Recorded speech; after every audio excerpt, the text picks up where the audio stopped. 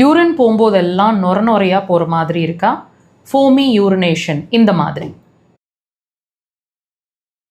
இந்த மாதிரி urine watch பண்ணியிருந்தீங்க அப்படின்னா இது அடிக்கடி நடந்துட்டுருக்கு, அல்லது எப்போவாவது ஒரு தடவை அட்லீஸ்ட் வீக்லி ஒரு தடவை 2 தடவை இந்த மாதிரி நுரைச்சி போக ஆரம்பிச்சிட்ருக்கு அப்படின்னா இது நீங்கள் ரொம்ப முக்கியத்துவம் கொடுக்க வேண்டிய ஒரு சிம்டமுங்க.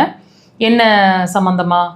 உங்களோட கிட்னி சம்மந்தமாக அது டிஸ்டர்ப் ஆகிட்டுருக்கு, அதாவது கிட்னியோட எனர்ஜி பாதிச்சிட்ருக்கு, ஒர்க்கிங் கெப்பாசிட்டி பாதிச்சிட்ருக்கு அப்படின்றதுக்கான ஒரு வார்னிங் சிக்னல் இது. ஸோ நமக்கு ஏற்கனவே ஒரு ஐடியா இருக்கும் கிட்னிஸ் எவ்வளோ முக்கியம் அப்படிங்கிறது நமக்கு தெரியும்.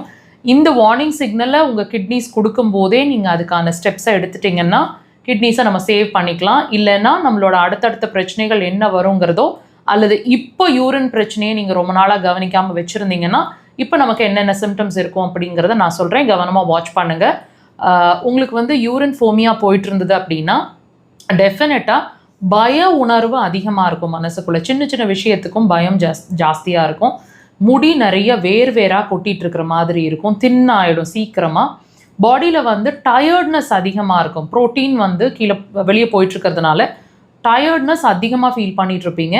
ஹீமோக்ளோபின் லெவல்ஸ், அதாவது ரத்தத்தில் சிவப்பணுக்கள் குறையிறதுக்கான பாசிபிலிட்டிஸ் இருக்குது. அண்ட் இடுப்பு கீழே தெம்பு ரொம்ப கம்மியாக இருக்கும். கொஞ்சம் தூரம் நடந்தாலே கால்கள் அசந்துக்கிற மாதிரி இருக்கும். உப்பு சுவை, இப்போ உங்கள் சாப்பாட்டில் உப்பு சுவை ஒன்று குறைவாகவோ அல்லது அதிகமாகவோ இருக்கிற மாதிரி இருக்கும். உங்களோட சாப்பிட்ற மற்றவங்களுக்கெல்லாம் அது சரியாக இருக்கிற மாதிரி இருக்கும், அல்லது உப்பு சுவையை விரும்பி சாப்பிட்ணுன்னு தோணும் உங்களுக்கு.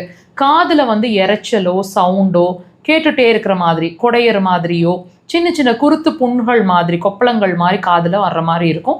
காதில் ஒரு டிஸ்டர்பன்ஸ் இருந்துகிட்டே இருக்கிற மாதிரி இருக்கும். திடீர்னு இன்ஃபெக்ஷன்ஸ் ஆகிற மாதிரி இருக்கும்.